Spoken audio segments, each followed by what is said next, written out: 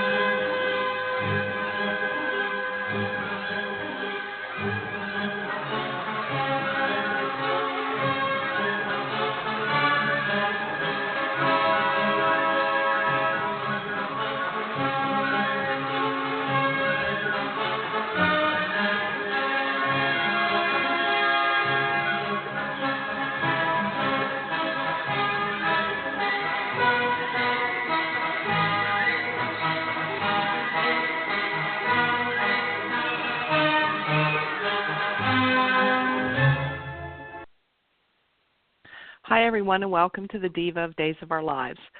Tonight we played the Ride of the Valkyries a little longer tonight in honor of Joe Mascolo, who portrayed Stefano DiMera, and we always said this was Stefano's theme. He always conducted to that music whenever he was planning something, and so it's kind of a sad night for the soap fans and bass fans this day.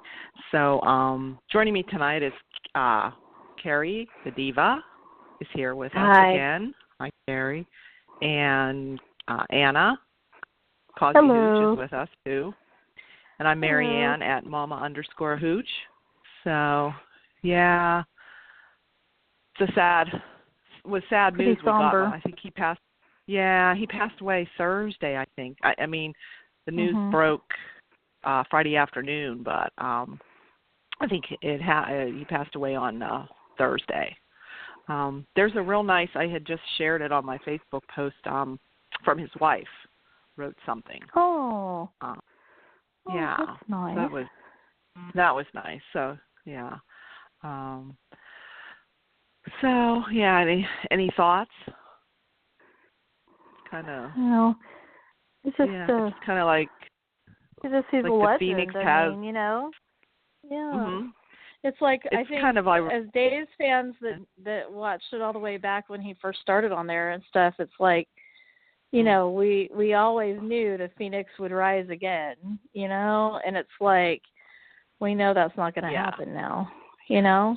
Yeah. I got kind of choked up. I'm glad you played the music longer because it was like I got choked up thinking about him. I could picture him conducting, you know, air conducting to the music and everything. Yeah, and now we'll never, every time he'd come back, he'd always say, "It's good to be back."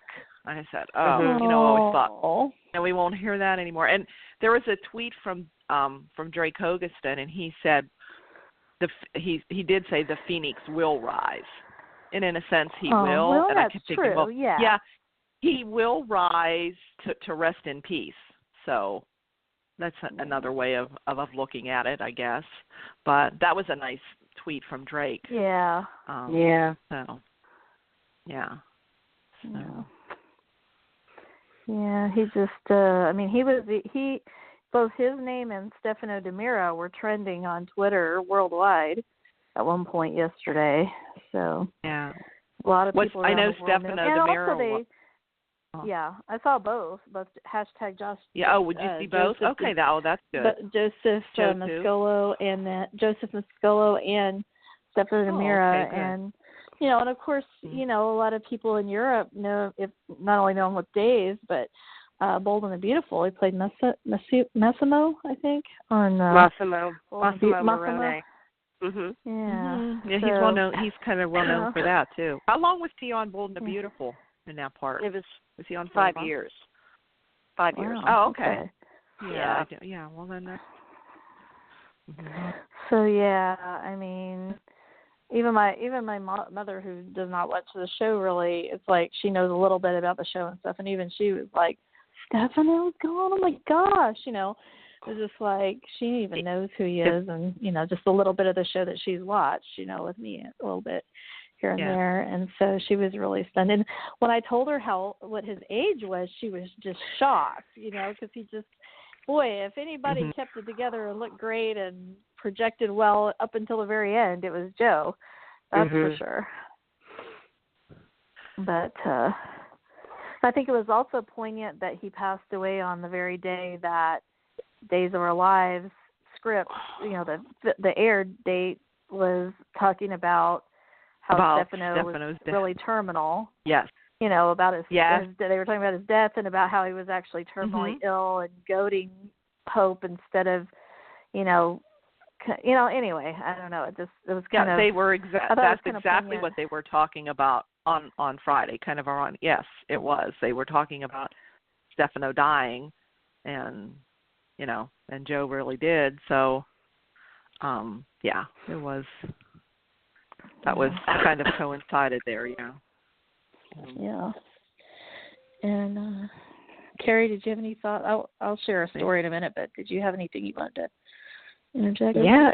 No, it was just so sad. Yeah.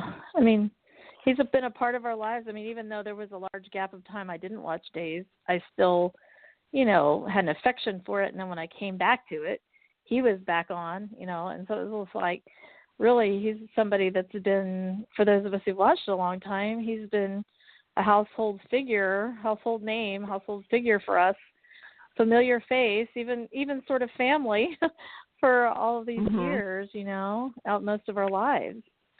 So, and I think anybody that hasn't really watched soaps or maybe only watched a little bit here and there, everybody knows who Stefano is from Days of Our Lives. If you don't know any character, you at least know Stefano. Yeah. And he had a way, the way he played the character, even though many of the things over the years, Elvis, were rather silly and, some of the schemes and some of the things were a little crazy, he always managed to humanize, even at times when he was, just being as evil as he could be, there was still a part of you that was sort of rooting for him, and, they humanized him a lot through his love for his family, even though the character did off half of his kids. But anyway, that's a minor detail, but he managed to, he would have been just a cartoon figure all these years had he not had such great talent and been able to, bring the humanity to Stefano to where you would actually root for him, even though he was a bad guy, you'd still root for him to win in the end. Like, and the great thing too was that all of Salem knew that because he had so much power and so much money and so much knowledge that basically any crazy thing that could happen in Salem could really plausibly be caused by the DiMeras. It's like, no matter how insane, no matter how crazy, no matter, what, it's like you always knew that Stefano was one up on everybody else. And he always, knew something was going on, knew what was going on. So anyway, it's kind of interesting and that way too. And he all did it for love of family. Still had the family, even though he had shown it in a twisted way. It was, for his, even though most of his children are dead. 30 years. Yeah. And most of his kids are dead. Partially are fully responsible for killing them, but for their demise. Most of them. He would put the occasional child. He would put the occasional child on an island for 20 or 30 years, on deserted island, things like that. But he was also hysterical. I mean, he could do comedy, he could do love. I mean, when he and Kate got together, like for State, Stefano and Kate, he could do the romance thing, he could do Yeah. And I loved him and seeing the whole father-son dynamic between him and Tony and Teo and Joe. Their they're together was just like their father and son. And sometimes I think Teo feels like that he is his father figure. And they're even the so and then even the same with James Scott and the three of them. Even those three actors together were always good with EJ, Tony, and I always enjoyed those scenes too. and I know they've been posting different scenes. There was one way back in the Tony and Renee days. There's a scene between Tony and Stefano. That's really good. Wow. Yeah, that they've been playing. And I know Steve Blackwood's been putting up the Bart scenes. Now there's kind of the funny thing. Bart. You know, he's called him Boss. Bart. Hey, Boss. I love it. Bart was awesome. Yeah, Bart's death. I think he put up Bart's death, you know, and Stefano and Tony were there. So kind of looking back. A lot of things have been, you know, when he tortured, you know, Roman and all the time. Well, he's tortured just about everybody on there. He's like done something too. So, yeah. Oh. But he played you the always villain. Thought, you know, even though played. we, you know, thought, maybe there's some way he would come back. You know, we knew he wasn't. Yeah. His health wasn't good for quite a while, and his wife said, and then he did have Alzheimer's, and it's been for the last 4 years. He's had it. Said in her post, that it's been for 4 years now. So you figure he was struggling with that, and on days just it wasn't that long ago. He went to the 50th, which was just last year. He went to the 50th thing, and he was just on last year. So, and they started. Even though it was hard for him with his lines, but when they killed Stefano off, quote unquote, they even brought him back as a ghost to appear at times, and even that was not. It's like he still wanted to perform, even though he was losing a lot of his capacity, and in that way, because coming as a ghost, he could still keep the integrity of the character and of the actor as well, because they could do isolated scenes that weren't really interacting with the, you know what I mean? Like they were able to integrate his illness and with, you know, find a way to adapt, I guess, his scenes so that he could do that. And I just like, wow, what an inspiration. And even in his final scenes with Christian Alfonso and with Hope, when she killed him, he did. I mean, and you figured he was in his kind of last stages of it, and he stood up and he said his lines and he like yelled at her, you know, how he was going her and everything. Yes. He did those. I thought those were some of his better scenes, because there were times where you could tell things weren't, you know, he wasn't reading his lines just right or whatever, but he really did well. I can remember on those scenes. So yes. And Carrie had asked me to share when I met him. I think it was the one and only time. I didn't have. But I got to meet him, and wasn't fortunate enough to meet him. But I was sorry that I never got to meet him. But that's great that you did. So. Yeah. Well, and it was, you know, it was somewhat brief, but it was, and it was before the Diva, you know, team was able to. Before we started doing the Day of Days interviews with the cast. Right. So it was before we were doing that on site, but it was, I think it was my first Day of Days that I attended in 2009, I believe. And he was at the table. There was Lauren, Coslow, Kate, and then Louise Sorrell was in the middle, Vivian, and then he was on the end. Vivian. And so, and when I got to, they give out, usually every year at Day of Days, they give you a bag that has different things in it, little trinkets and stuff, and some things that are like, you know, umbrellas and hand sanitizer and things like that. And then they usually have like a pen and an autograph book, like so that you can, from the event, like you can turn to the page that has the actor on it and get them to, you know, get their autograph. And so I'm sitting here, I know he's coming up, and, you know, and I get to the point where I get up to see him, and I must say he definitely, the character that he definitely played it larger than life, because in person he came across more mild-mannered and gentle, I thought. That was the first thing that struck me. But anyway, so I go to try to find, you know, this book is in alphabetical order, and I literally forgot my alphabet. I was standing in front of Stefano Demira, you know, and I'm like, I was fumbling through the little book, and I couldn't find his page. And one of the staff, like, that was standing nearby goes, may I help you? They go like right to the page, you know. And I was like, oh my gosh, I'm so embarrassed, you know. And then he gets the thing to sign. And he's like, oh, what's your name? And I said, Anna. And I'll never forget. He goes, oh. And I said, I wish it were Anna Demira, and he said, oh, Anna. He goes, that was my mother's name. He said, what a beautiful name. He was just so sweet, and he got so tender. You could just see the love of his mother in his eyes. And his parents lived a long time too. They were married for 80 years or something like that, something crazy. I mean, they both lived very long lives like he did. So, but I just could see the love of his mother, and I thought, oh, I'll never forget that as long as I live, you know. So anyway, and so, you know, he signed it and everything, and you know, but it was just really neat to just have that moment to actually, you know, and I'm not, you know, and it's like, I can't believe that I actually fangirled so much that I like couldn't even remember my ABCs, you know, like where would Mascolo be in here, you know, M's, I don't know where M is, you know, but it's like he just kind of had that effect initially on me, but he was very tender and warm, and it was interesting though, because, you know, he's so grandiose as Stefano with his accent. And, of course, in real life, he didn't have that accent.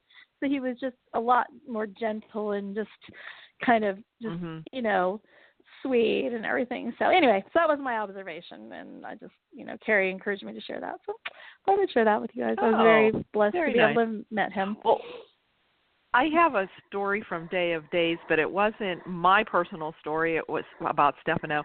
I remember Dama telling me. She went to a bunch of them, and I think this was the one in 2008. I'm not sure. I think it was the one where Teo was there also. When Leanne and Teo were there, yeah. Yeah, I think so. Yeah, and she had got I think a bottle of champagne or some kind of liquor for Teo. Was it Dom? Or was that for that was for Dom? Yeah, Joe. Probably. Well, of course. Yeah. If not, nothing but the best, you know. But I guess I don't know if she realized that she didn't think about Joe Mascolo being there, or didn't realize he was going to be there. But anyway, so they're right together there on the same table. So he sees Teo's getting this gift, and Teo opens it. He comes down. He says, and then he went into his Stefano Demira character, and more or less saying to Dama, this is a story from Dama, and it's more or less saying like, where's Stefano's, you know, like where's mine? And you mean you didn't dare to bring me you know? So I thought that was cute. Like you know, Dama, she got all flustered, and you know, but as anybody would at the time. So I thought that was kind of, you know. Oh, and then she would say, you know, like Teo would have to, you know, of course, and then Teo got into it like back and forth, like, oh no, he wasn't going to share. You know, it was, they kind of like had a little fun with it. So. Yeah. Yes, yeah. So, but I do remember on set when we used to send stuff to the studio, and we would send like they would actually be drinking. You know, they would be doing some of the drinking. Yeah, they would share during, you know, and then go and do their lines. So I can go and do a scene. So so they would share. So so there's a lot of good stories, different stories. I guess a lot of people. And the one that I went to, my very first one in 2011, Joe was supposed to be there, but there was some kind of flood. He had some kind of water problem or flooding in his home. Yeah, his house. Yeah. And they made the announcement that he couldn't be there because he had problems and he wasn't going to be able to make it. And I'm there. Because I was so excited to see him. That was like the first line I was going to get into, you know, to make sure that I saw him. Yeah. So, but so he's going to be missed, and so definitely. Yeah. Definitely. Yeah. Well, I guess we could talk about some of the show. Maybe, I don't know, start with Stefano, the revelation that Rafe and Sean were finding out. They went through all these emails about Stefano's doctor. Yeah, and they came in and they kind of feel that they found out from the doctor that he was terminal and had cancer, and they thought, he probably wanted like suicide by cop. That's what Rafe said. and if somehow they can prove that or get a judge to see that. So then Chad was there, and they told Chad all about it. And Chad was talking to Gabby about it, and he was kind of upset because he was upset that his father wouldn't tell him, and that he would take, that he couldn't die gracefully, whatever, that he had to take an enemy down. And he said, but then that's so like Stefano, to go out in a blaze of glory and take one of his enemies down with him. Yeah. So he was kind of feeling like torn about that. And it's kind of interesting. Henderson came in, and because Hope shot Stefano with Bo's gun, because Rafe and Sean were saying, well, they were supposedly Hope said that Stefano offered her a gun, but there was no evidence that there was a gun anywhere, any other gun, that it was Bo's gun. So Henderson must have overheard Chad talking, and he comes in and gives Chad this box. And he said, he says, I never thought of this, but somebody came and sold this gun to your father. And he must have made the comment to the guy. He says the guy must have asked him, are you going to shoot or kill someone with this? And he said, no, but if I'm lucky, someone's going to kill me. Oh, wow. So now Chad knows that kind of this. So I'm thinking this is all going to develop into how Hope's going to get out of prison. Hope, what it sounds like. Yeah. So this is kind of all it is. It's kind of how it parallels life a little bit, real life. Really crazy, isn't it? It is. It is. So, yeah. Yeah, and then and there were some good scenes with Chad and Andre about that too. Oh yeah, well of course Chad's kind of feeling like, we got to help Hope, get Hope out. Yeah. Of course, Andre doesn't want to hear anything about Andre's that. like, oh, heck no. He says, no. And, he's kind of got a point, because I'm thinking this way. She still had a choice. She still had a choice. Not, as much goading as he did, and as much, if you're a cop, you're not supposed to do that. You're, Yeah. So he wasn't threatening. He didn't have a gun. He wasn't threatening her. He was, right. He wasn't armed or anything. So, but, that was the point Andre was trying to make to Chad. She had that choice. But, so there was, there was good scenes between Andre and Gabby, too. And they were trying to, I didn't see those. They're getting closer. Yeah, he came Chad in and heard. Chad and Andre or Andre? Or Chad and Gabby. Chad and Gabby. Yeah, Chad and Gabby. Chad, Gabby, and Andre. And then Andre and Gabby. Yeah. Actually, Gabby kind of really stood up to Andre. Yeah, because Chad wanted her to help him with, they're trying to matchmake with him, and he wanted to bring somebody. And so she was going to do that, and Andre didn't think that was a good idea. Because he's trying to keep, because he knows that. Well, of course, he knows Abigail's alive. Right. And he says something about an ex-con wouldn't be very good, to your associates. And more or less, Gabby came back at him. She says, I'm a liability to the DiMeras who do all this stuff, and Stefano's done all this all the years, but, and they should know about the DiMeras and stuff. And then he kind of more or less called her out on that she's trying to take Abigail's place. And he kind of convinced her to stop working for Chad. Of course, Chad figures it out that, calls on, there's good scenes between them. So, and nice scenes between Andre and Abigail. He's kind of become close to her, kind of like a brother too, in helping her out, and he's trying to encourage her to come forward. Oh, good. So, yeah. So, those were the Andre scenes this week, I think. Yeah. It was on a couple. We had a couple of episodes good of Kate. Yeah.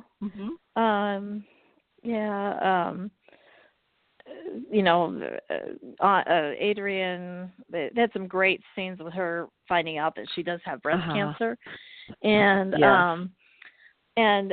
so then Lucas is of course torn to shreds, and he goes over to see his mom, Kate, and of course Kate lays into him right away before she knows she's like, what do you do?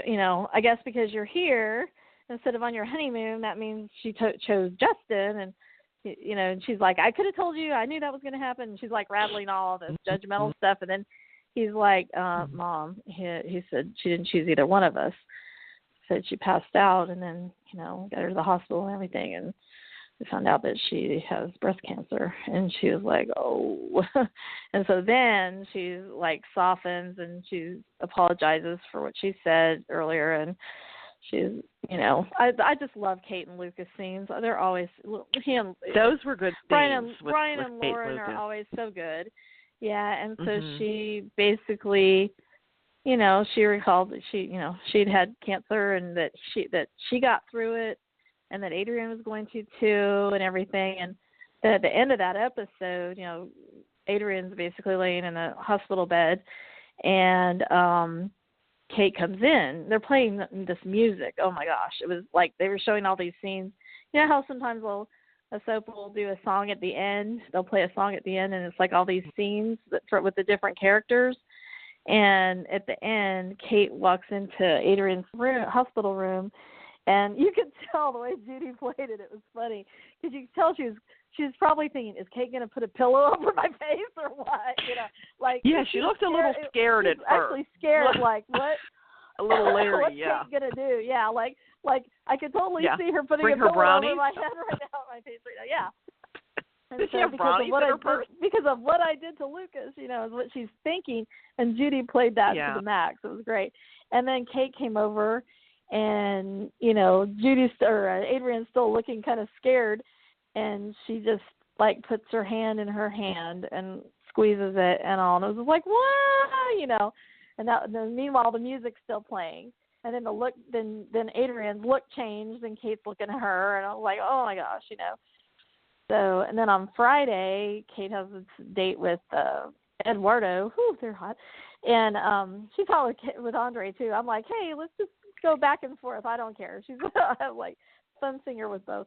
But Eduardo's really trying to court her, and so to speak. And she was kind of in a somber mood because of Adrian, and she kind of opens up to him. She goes, I should have told you earlier that, not in a good place right now. And, I just found out that Adrian Kiriakis, and he knew that Lucas was going to marry her, at some point, that, that she has cancer, and he's like, oh, wow, he responds to it and everything. And then she said, there's something else I need to tell you. She said, 8 years ago, I had stage 4 lung cancer. And she said, so then they had this great dialogue about it becoming part of her. And of course, based on things that have happened in my life for the last year and a half, it was like all this cancer talk was like, but it was really touching. And she says, yeah, he says, but you survived. You made it through. You came out ahead, or whatever. And she was saying something about how it's always a part of her now, or it's just a part of her now, that history. And, but anyway, it was just really good. And then they kissed a couple of times, and it was really nice. I like the way they're doing the slow burn romance on that. They just haven't hopped in the sack, I like the way they're just kind of developing. And I like how they're like, okay, because now Kate's with the Damaras, and now Eduardo's starting this business with Dario. And, of course, he's now, this plays into, Kate doesn't know it yet, but Eduardo and Dario have these knockoff purses, and what they're smuggling inside these purses are these microchips they stole from the Damaras. So I didn't realize so that. Here Funny. You didn't know that? Okay, that's what's going on there, because we found that purses, out. But I didn't realize. And there are these was. microchips. And Eduardo has this big factory or this whatever these microchips are for. But now there's one microchip missing because Gabby has the purse. The one person, the one because she ran into Dario, and he had all these purses in a bag, and he dropped one, and so he can't tell her what they are. She thought it was a Christmas gift for her. So he said, oh my God. So he kind of had to let her take it. So now they have to get these microchips back before the Damaras, before the Damaras find out. So now, that's hilarious. and then and he doesn't like, and Dario doesn't like Gabby being with Chad because of this rival thing. So he's trying to discourage Gabby from Chad. And so when he's talking to Gabby here, Abigail, he finds out. Did you see the scenes where he finds out about Abigail? And no. Well, that kind of goes back to another story where Abigail's hiding in the attic, and Doug and Jolie come, and they're putting up Christmas lights. So Jolie says, "Oh, we'll have to go upstairs in the attic to get the Christmas lights." So Abigail climbs out the window but falls down, climbs outside. So then they lock the door and they lock her out. So she's locked out of the house. And she goes down to why she went down to the docks, I don't know. But anyway, so Dario finds her hiding there. And he's there like, "What are you doing there? Chad wants to see you and all this." And she said, and she knows about the microchip because she overheard. So now she can go to Chad. So they both have a secret. So it's one of these blackmailing, like, if you tell Chad I'm alive, I'm going to tell him about the microchip and the person. So anyway, there's where we are with that. Funny. And then with Abigail, I can come on, will you just tell Chad already? This is, and then Jennifer has had enough. Stories. Yeah. Did you see the scenes with Abigail and Jennifer? No. So after she comes home, she tells Jennifer, well, Dario knows now. And Jennifer says, "This is enough, Abigail. I've had enough. Yeah. You're going to tell Chad. I don't want to hear this anymore. You've hurt a lot of people. I know you didn't mean to." And she says, "It was just like your father. Jack, your dad, pretended he was dead." And how that, she's trying to get her to see how that hurt all of them. And Jack thought he was doing it to protect us. And So it ended Friday where now she's ready. She says she's ready to tell Chad. So, but it's probably right when she's probably going to see them kissing or something. I don't know what's coming up next week. But yeah, that's where we are with that. So I don't know. Is there anything else any other stories or things that you've seen that anybody want to talk about?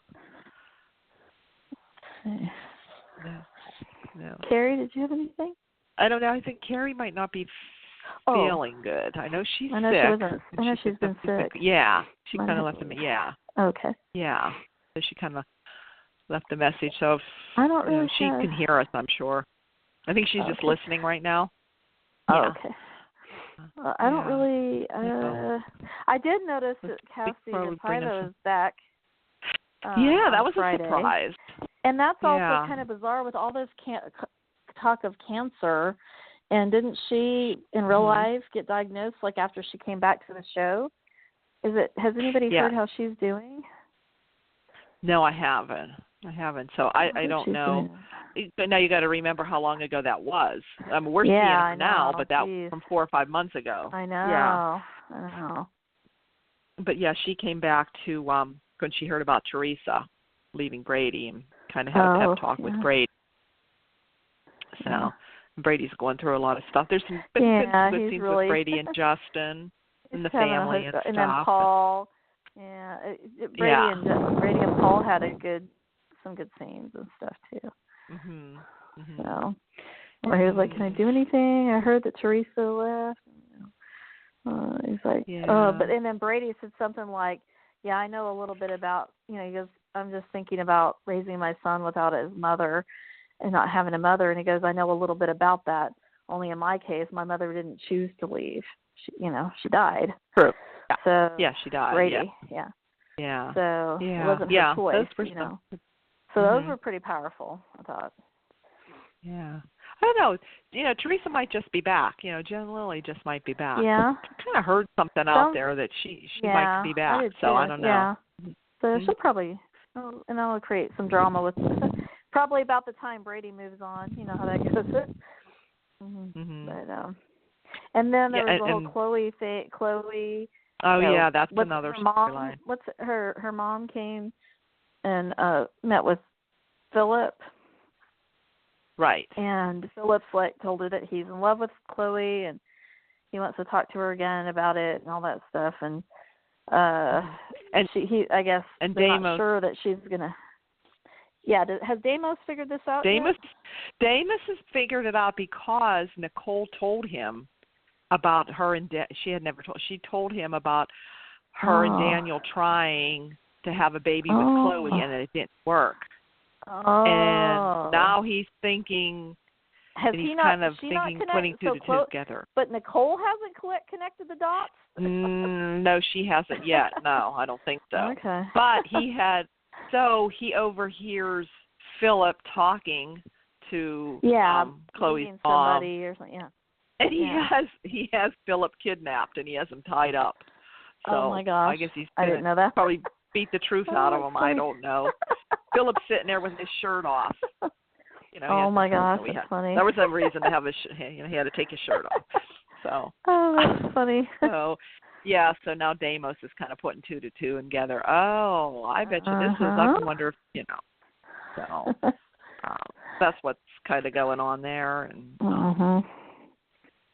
Then we have the whole Hope in prison with Hattie and Mr. Roman. I guess Mr. Roman. I think there's going to be some scenes with Roman and Marlene. It's going to be so funny because it's like Roman and Marlena, but it's Roman and Hattie, with her and Deidre. So that should be fun. And I'm glad they're giving. And I think Deidre Hall's doing a good job as Hattie because it was the role her sister played, but now she's playing it, and that was she gets hilarious. to kind of be. I've seen so far. Yeah, she gets to be that kind of a quirky character, unlike Marlena. So right. I think that's kind of fun to watch. Yeah. Yeah. Yeah, I enjoyed that, I have to admit. So I've just seen bits and pieces of things along the way, but I'm gonna try to go back and get caught up on the full episodes. But it's like I've enjoyed that. That was cute. And Mr. Roman, that was hilarious when she called Mr. Roman, I know. Yeah. So maybe there'll be something between Roman and Hattie, which would be that would be funny. Yeah, that would be funny. Yeah. So. Maybe they would actually have chemistry because that Roman and Marlena don't have that Roman and Marlena chemistry, no. But I could see maybe Hattie and Roman. Yeah. Yeah, possibly. Yeah, it could happen. Yeah. And then you were talking about Adrian and Lucas and Justin and all being in the room together, and then Justin and Lucas going at it. Brady. Yeah, and Justin and then Justin admitted to Brady that he was the one that kept kind of discouraging Adrian from getting more tests and stuff because he was afraid. And even though she had her free will to do it, I think she was kind of insecure, like, well, maybe he won't love me if I have cancer or whatever, So she put off doing her exams even after she tested positive for the BRCA gene. And so, anyway. Yeah, there was good scenes between them two. Yeah. And then poor Lucas. I know. But Adrian still hasn't picked yet. I know. That's true. They could fool us all, maybe. Maybe she will pick Lucas. I don't know. I hope so. Well, we got a couple of callers to get on before the show's over, so Okay. This is Angela. Hi, Angela. Hey there. How are you? Hey, you made it. Yes, I did. Made it, yeah. Oh, good. Yeah, I had my church concert tonight, but it was over in plenty of time. Okay. I was so glad to be able to call in tonight. It's just like y'all said so much about it already. Is that this is just such a personal thing by losing Joe Mascolo. And I remember he and Tony from the very beginning. So and I've watched it pretty much through and through most everything. And I really was just really upset. I mean, because I honestly still believed, there's always the possibility that the Phoenix will come back. Stefano could step back in and realizing now that he just can't. But I think, one of the things that made and I think I put this on Twitter, is that I saw more heartfelt things, certainly cast of days, actually cast from The Bold and the Beautiful, a lot of different people who have really it's just been an outpouring of of condolences and happy memories of Joe Mascolo as Stefano, or as Massimo. And I feel like, in a way, this is more of an outpouring than Agnes Nixon got, or Clara Levine. We've had some huge people in daytime that have passed away this year. But I think, because we continue to see Stefano on our air, on the air, and there's not much that I can say is positive of having them film 6 or 7 months in advance. But we do have the benefit of the fact that he did tape. Let me record this. Yes, let me get this on tape. But that is one point. It's one thing that has been, a positive, is that we had the opportunity to continue to see him, even after he had gotten more ill, I guess. But I think it's amazing, and I still can't get over the fact that they're saying, I think I heard Marianne say this at the top of the hour, is that, that he had been suffering with this for 4 years. He's had some tremendous performances in the last 4 years. I do think he did a great job in the very final scene with Hope. But, and there have been a few in there, I think, especially with Chad, that may or may not have been he may not have been at his best. Sure. But, there were fantastic scenes with he and James Scott in 2012, even in 2013, the scene where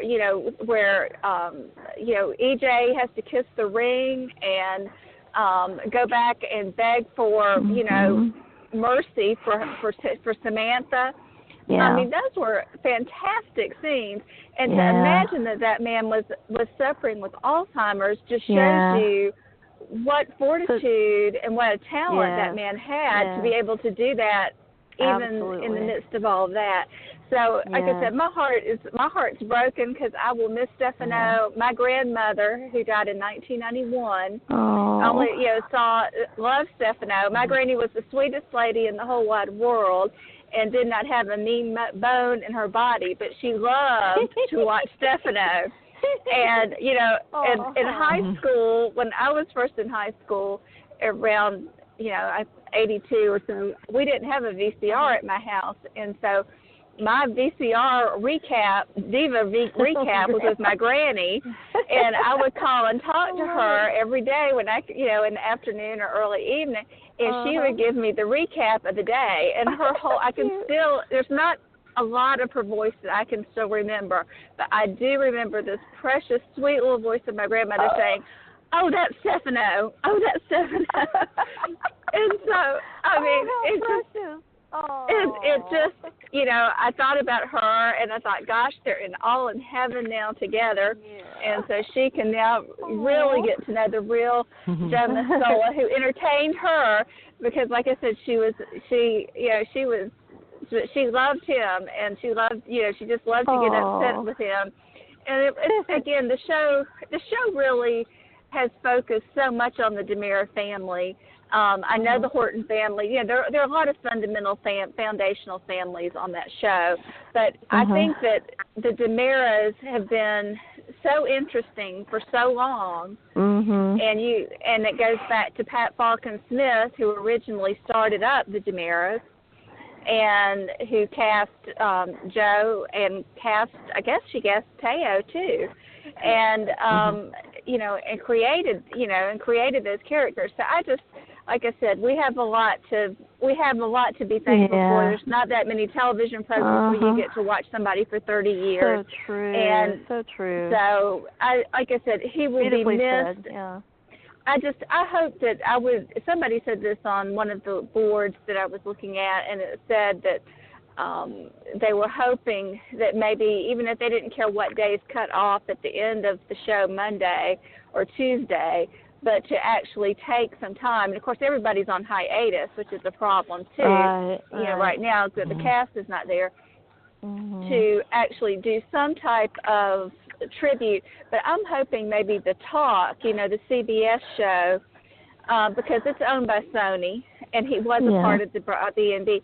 Because there are actors that are probably still in Hollywood, not necessarily on vacation somewhere, that would be willing to come in and for them to actually, because there are so many great stories. You heard the stories about how Joe would serve, and I don't know the aperitif, but some type of after-dinner drink of some sort that's very expensive, and he kept his own bottle on the set of the DiMera Mansion. You know, and at the end of a week or whatever, he would have, you know, the cast and the crew or whatever come over and have a little drink. I mean, I think there's he is so beloved that stories like that would be just gold for a lot of people. And I think it would do Days of Our Lives some positive good too, because again, it shows that, you know, not that, you know, people are still very loyal to some of those characters. A lot of us may not care a hoot about some of the stories they're telling right now. Some of them are okay. Some of them are not so great. But the history is still there, and losing a major character like that, I think it would show some real class on Days of Our Lives, NBC, CBS, whoever would step up and do it, because I think it would be a great show. And last thing I'll mention is that, and I did post this, We Love Soaps TV, that sort of that historical website, did a great interview with Joe in 2008. There's also a good interview that Jamie Giddens and those did on Daytime Confidential around that same time. But the one that from We Love Soaps, he talked about how people had asked him to write a memoir and how he had thought about it. And I just thought to myself when I watched that again, I thought, oh, how I wish you had done that.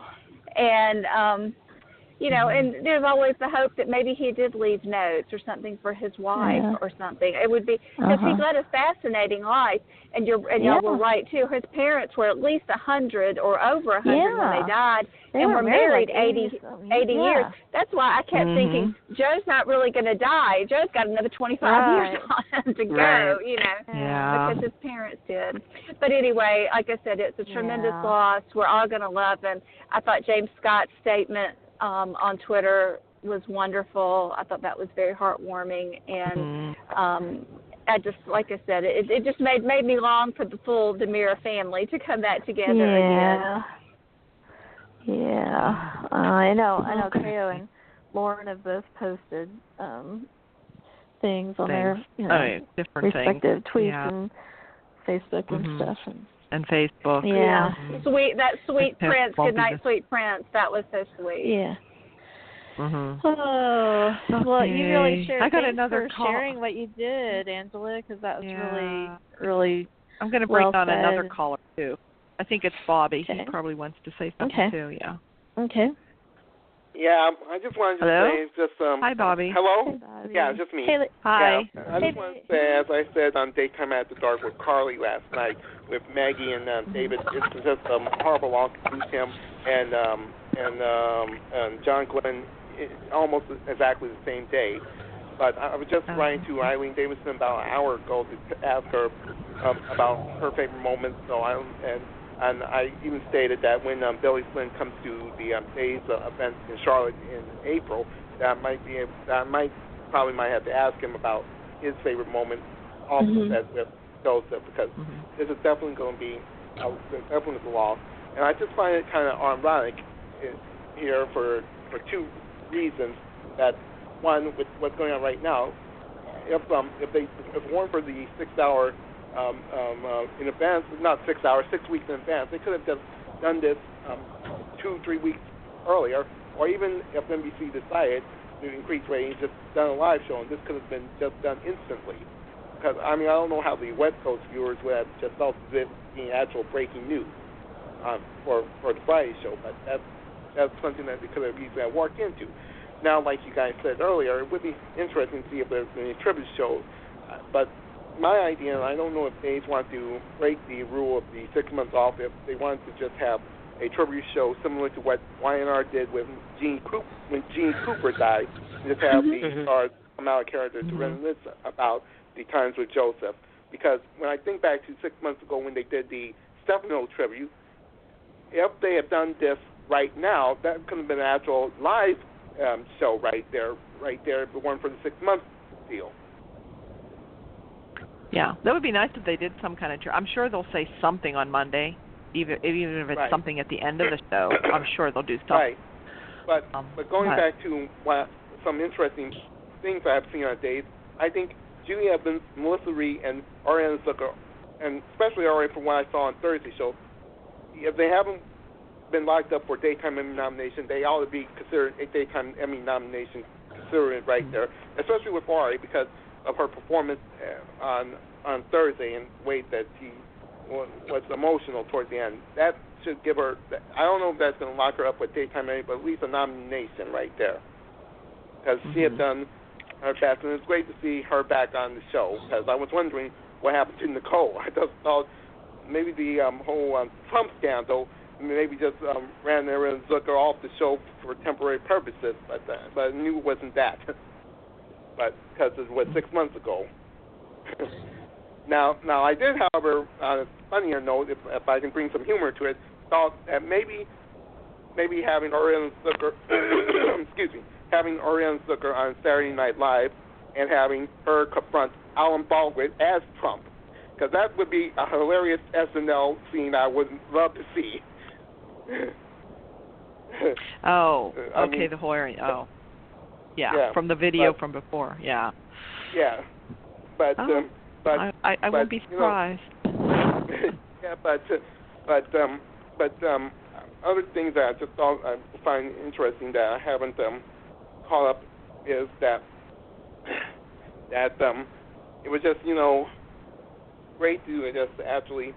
I mean, even though here in Raleigh we didn't get the show Friday because there was a Colts telephone, and I was trying to look at what channel it was on so I can record it. And by the time I got all these complaints off of Facebook, off of the Facebook page for the Raleigh station, it was like 1:30, and I thought, well, there's no sense of recording a half hour of it. But I just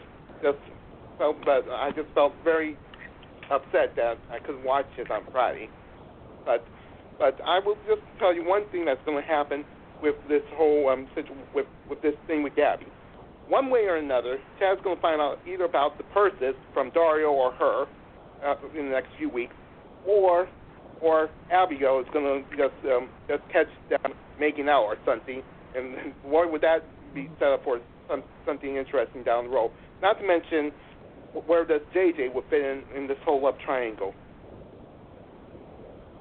Oh yeah, I'm thinking Abigail might find Gabby and Chad together before she goes to tell them. So yeah. Right. Because she can't hide out any longer. Because I've seen this happen on General Hospital with Brenda, and I saw this on All My Children with Dixie, and most recently this happened on Young and Restless with Adam. I don't want this to be kind of a hiding out situation where we wait 2-3 months, especially towards February right now, and seeing what go on then. Mm-hmm. But I know with a lot of things coming up that will probably preempt days, possibly with the Winter Classic coming up on January 2nd, and with Trump being inaugurated as president on the 20th. I don't know when the inauguration is, because I don't keep up that much with politics. I think it's the 20th. It's going to be interesting to see how they resolve this before the preemptions come on January 2nd and on the day that Trump gets inaugurated. Mm-hmm. But I just wanted to say it's just sad to just lose a legend like Joseph. And and I don't know if it has been ever done before in the prime time or even daytime Emmy where an actor would get nominated when he had died for an Emmy and or won or lost. The only person I can think of that other than Jeannie Cooper that would have kind of pulled this feat off was Josh Evans back when he was a little boy on Passions. So that's the only guy that I think was, because I don't even know if he was ever nominated after he died or not. But I don't think Joe ever nominated? Probably not. There's a lot. I don't think he ever was. Right. Joe, I don't think. Right. Mm-hmm. But even in the standalone episode that had Aiden and Chad, this could be possibly possibly something that the Emmy committee could look into, even though he's dead. And like I said, I don't know how many times has it happened in prime time, let alone in the daytime Emmys, for something like this to happen. But this is something that maybe, the Emmy committee could look at and just wonder, we just award this person the Lifetime Achievement Award and a Emmy, even though they're dead, and who would get it, or who would represent it. Yeah, I think they have done that. I think Charietta Bauer, I didn't watch the program, but I think one of the ladies from Guiding Light got a posthumous award, and they have issued posthumous Oscars. People have gotten nominated after they died. Right. Right, because I know in music this has happened a few times, because I think Amy Winehouse and Michael Jackson and Whitney Houston, I think, all got nominated for Emmys when they died in the last few years, and I'm sure that, and I think that's another good example right there of what I'm just thinking about with those three names who had died in 2009, 2000 and 2012. I'm just thinking about those three names right there. Yeah, so definitely the Hall of Fame, whatever the Lifetime Achievement Award. I think he definitely deserves that. Right. Yeah. Right, but I was seeing on Twitter all these comments about Long Live from the Stars, and I really agree with Jen and agree with Molly about what they said about him, and I'm sure Billy will, because I tweeted him about his thoughts and how he would be missed, and hopefully when I see him in Charlotte on the 22nd of April next year, I probably might just bring that up briefly and just say what was his favorite moments with him and everything else. But other than that, I look forward to maybe hopefully talking to you all next week, and hopefully, barring of course what happens on Friday's show, as President Trump, as far as our president or Trump possibly coming in with their year-end speeches like they always does. Hopefully, days will air in its entirety, or not get preempted on the East Coast. Yeah, you never know. So, thanks. Because I know that they're talking. Because I know that we had one of the directors and producers from General Hospital on Daytime After Dark a few weeks ago. They were saying that if that they're scheduled to run a rerun of General Hospital on December 23rd, but it could be possible that could turn into a new episode if the president comes on and preempts the General Hospital hour on Friday. So that could be interesting right there. But hopefully it won't happen. Hopefully there'll be something said. So I'll just keep my news feed handy just in case, so I can take notes from what's going on down there, so I can be prepared to either stop my DVR or anything like that. But you all have a great night. And you too. And you Thanks. all take care. For insight. Bye. Bye-bye. I actually want to cut in for a second. Tom Casiello tweeted 2 hours ago, and we interviewed Tom. He's a scriptwriter from Days, and I think he also did a few other soaps, and he was with the WWE for a few years, but just recently, actually, I think yesterday it came out, he got his position got eliminated with WWE. But he wrote this, I know, but Tom will bounce back. He's awesome.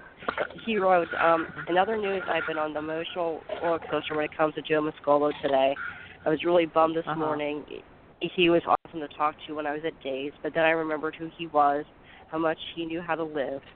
More than most people, he had an awesome life. Hard not to find a smile in there. Godspeed, Phoenix.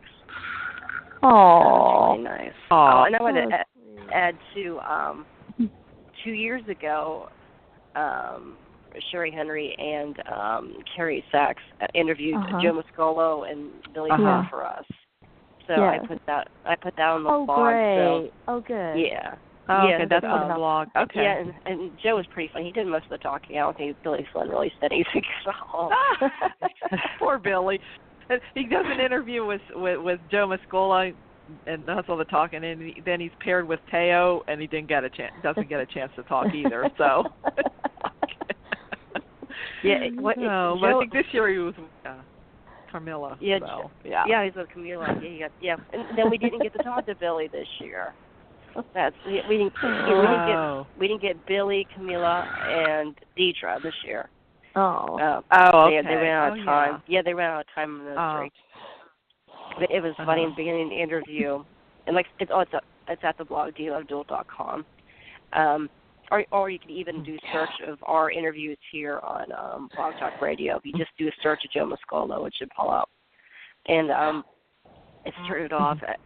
He's like just asking the girls, who are you with, and what are you doing? And they're like, oh, we're from Diva Duel. Carrie lives on the other coast, and she can't make it. And so we're doing interviews for her, and he said something like, well, I hope she appreciates it, or something like that. Cute. Oh, that's cute. And then also, didn't we do one with State? Did we have Joe and Lauren on together one time? I think no. We did. I don't think we ever had Joe. Oh, we never had Joe. Okay. That would have been like the dream interview there. Yeah. Okay. I was thinking we were going to do. That's right. Okay. I guess we didn't. Okay. Yeah, probably one. Like isn't there some type of interview? Maybe it seems like there was something. I don't know where or when, but it seems like they did something together. I know one of the websites did a Valentine's Day one for that with them. I can't remember which one. It's one of the ones you would know. Okay. I just can't think of the name. Maybe SON or I'm not sure. But anyway, but I was thinking we had done one too, but maybe not. Okay, guess not. I don't remember having him on. I don't know. I guess not. Maybe no, it was I don't wishful think thinking. Yeah. But anyway. Yeah. Yeah. Oh, okay. So anyway, all right. Well, thanks. I think we covered mostly everything on the show this week and talked about Joe. So. Yeah. Anything else? Any other final thoughts? Angela? One thing I was going to say is that there was a nice tweet or response back from Peter Rackle. I think because of that Soap Opera Digest poll, he was voted as the character, even over my precious EJ. He was voted even above him to come back, to be the character that they would want to come back. And of course, he said that he's very happy here in Nashville, and he's happy to be here with his family. And so, he's not looking to go back, but that he was humbled so much that the fans still are so fond of him. And I thought that was a nice thing too. Yeah. Even though I had voted, of course, for James Scott, but I would love to see Bo back as well. But anyway, I thought that was really sweet. But I think we all can have. I like what Carrie was saying about what Tom Castiel. I haven't seen that, but he did live a very full life, and that's why I wish he had written a memoir, because I really think it would have just been fascinating reading. His whole life would have been fascinating. But anyway, like I said, it's been a big week, even though we didn't know what was going to be. I guess you have to be prepared. You never know what's going to happen. That's right. You never know. And another note on Soap Opera Digest, they're doing different polls, and for 2016, Teo Pangloss got for 2016 Scene Stealer. Oh, cool. Yeah. So that was. They didn't have a category for shitster. No, yeah. Well, it's almost the same thing, I guess, but yeah. That too. Oh, he would win that one. That's also in real life too. Yeah. Yeah, that's real life too. Yeah. Even more so, I think, sometimes. Oh yeah. But anyway, So I guess they have different things for different categories for the year for different, soaps and actors and stuff. Yeah. So. And that's the issue that's out right now. Yeah. Okay. Cool. Okay. Well, ladies, well, thanks everyone. I'm glad you were able to call in, Angela and and Bobby. Glad to hear we can do it next week. Okay. Yeah. All before the holidays, I guess. Take care. Fast protein. Take care. Stay warm. Bye. Oh yeah. All right. Bye. Okie dokie. Bye. Bye everyone. Bye.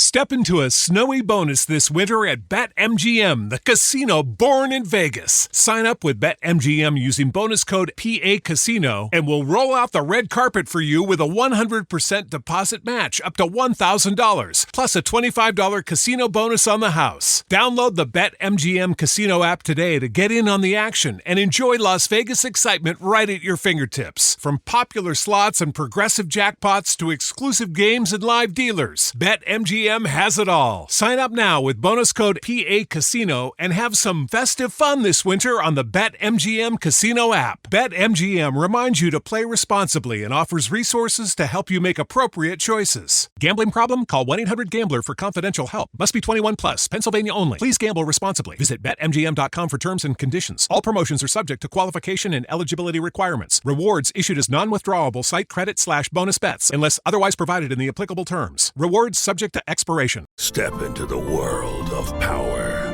loyalty, and luck. I'm gonna make him an offer he can't refuse. With family, cannolis, and spins mean everything. Now, you wanna get mixed up in the family business. Introducing The Godfather at ChumbaCasino.com. Test your luck in the shadowy world of The Godfather slot. Someday, I will call upon you to do a service for me. Play The Godfather, now at ChumbaCasino.com. Welcome to the family. No purchase necessary. VGW Group. Void where prohibited by law. 18 plus. Terms and conditions apply.